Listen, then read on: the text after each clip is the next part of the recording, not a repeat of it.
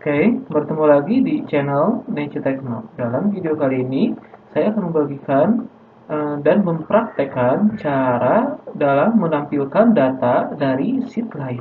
Jadi, untuk langkah pembuatannya, kita ikuti langkah-langkah di bagian artikelnya. Di sini kita buka MS Excel-nya, kemudian buatkan sheet baru. Nah, di dalam Excel ini kita buatkan dua sheet baru. Yang pertama adalah sheet untuk data induknya, dan yang kedua adalah sheet untuk mengambil data dari sheet satu ini, atau mengambil data dari data induk ini. Jadi sebagai contoh, ketika kita mengisikan ID pelanggan, maka nama pelanggan hingga kredit pokoknya akan muncul secara otomatis seperti itu. Oke, kita coba langsung ke bagian tutorialnya. Nah, setelah kita membuat dua sheet berbeda, yaitu data pelanggan atau data induknya di bagian sheet pertama, dan tabel untuk menampilkan datanya di sheet 2, kita langsung ke bagian rumusnya. Nah, di bagian sheet pertama, kita berikan nama rank di bagian data induknya. Jadi, dari mulai B4 atau dari mulai ID hingga ke akhir ini, ke bagian angsuran terakhir, kita blok dan beri nama rank pelanggan. Oke, contohnya seperti ini. Di bagian sheet pertama, dari mulai B4 hingga K13, kita buatkan nama rank atau name box ini dengan nama pelanggan seperti ini. Ketikkan pelanggan, kemudian tekan enter. Setelah itu kita beri nama rank juga di bagian ID-nya, dari mulai B4 hingga ke B13. Nah, di sini kita tuliskan ID seperti ini, kemudian tekan enter, gitu ya. Nah, maka di bagian yang tadi yang pertama, data induknya adalah data pelanggannya akan memiliki nama rank pelanggan. Kemudian di bagian ID-nya juga akan memiliki nama rank ID, seperti itu ya. Nah, oke. Langkah selanjutnya adalah mengisikan rumusnya. Nah, oke, kita jelaskan dulu bagian rumusnya. Jadi, rumus ini digunakan untuk mengindeks data dari sheet 1 dan menampilkannya di sheet 2. Nah, kemudian ada yang paling khusus gitu ya. Nah, ini adalah angka 2. Angka 2 ini merupakan nomor kolomnya. Jadi, angka 2 ini digunakan untuk mengambil data kolom kedua dari kelompok rank pelanggan. Ini kan, jadi ini adalah nomor pertama, ini yang kedua, yang nama ini yang kedua.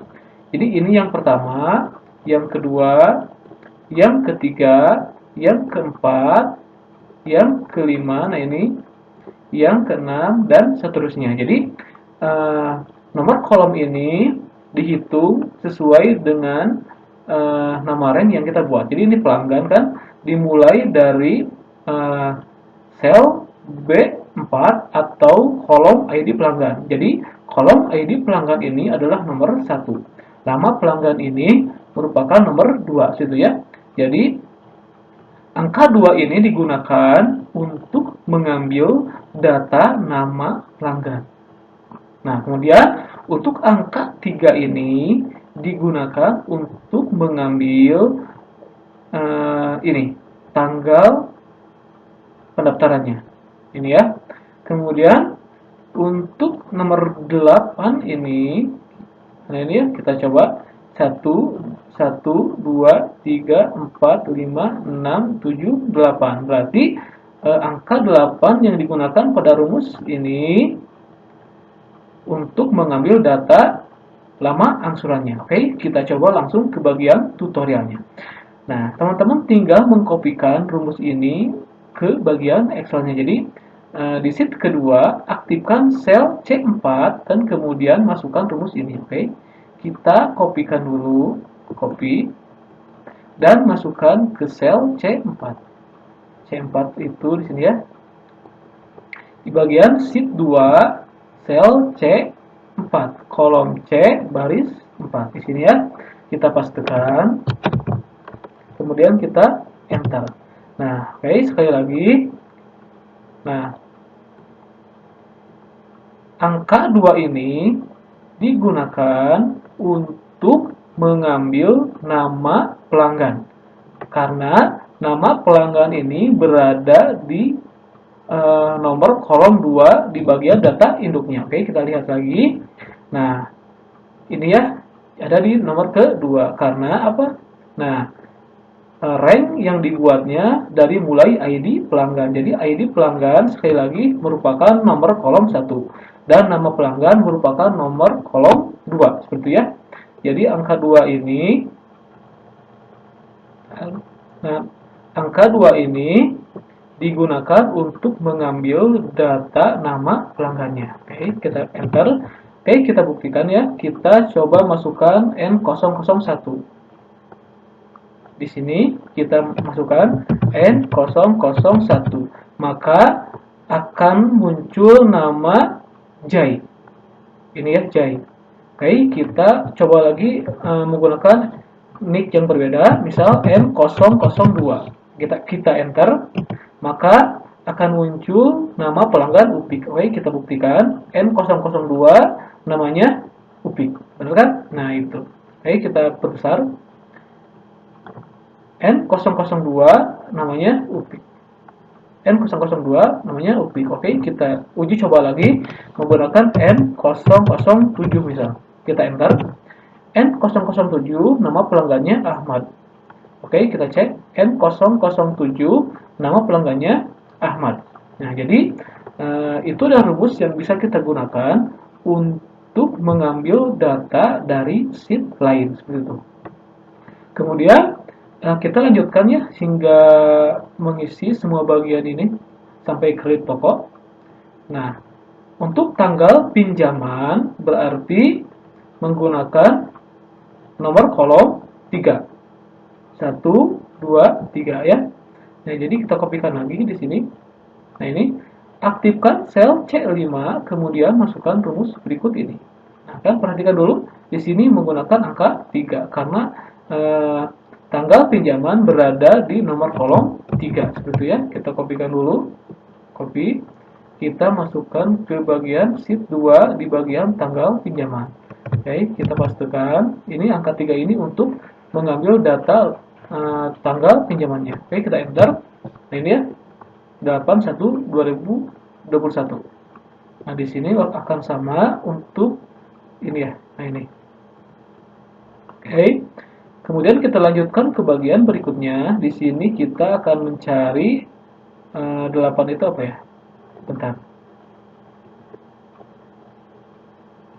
Lama kreditnya. Ini lama kredit. Oke, kita kopikan lagi yang ini. Copy dan pastekan di sel G3.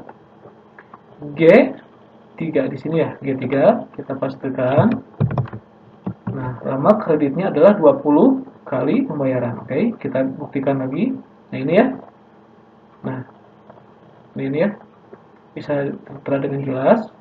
Nah, ini 20 kali. Bentar. Nah, ini ya. Lama angsurannya 20. Kemudian kita lanjutkan, aktifkan sel G4, kemudian masukkan rumus berikut ini. Nah, ini kita copy lagi, copy dan masukkan di sel G4. G4 itu di bagian ini, bunga G4. Kita pastikan. Nah, bunganya 10%. Oke, kita cek lagi bunganya 10%, sama ya.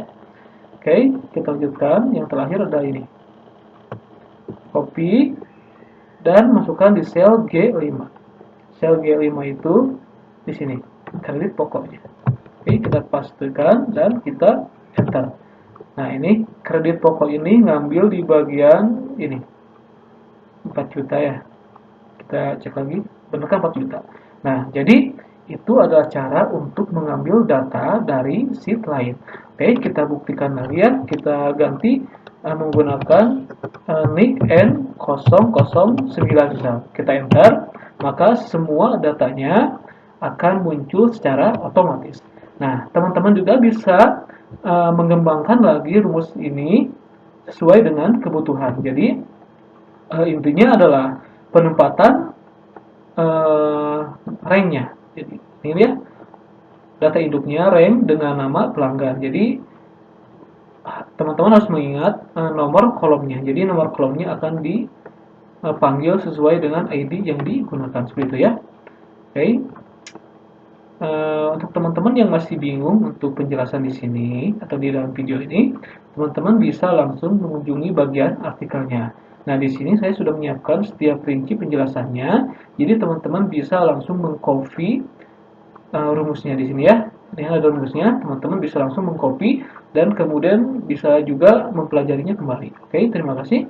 Semoga tutorial ini bermanfaat untuk teman-teman semuanya.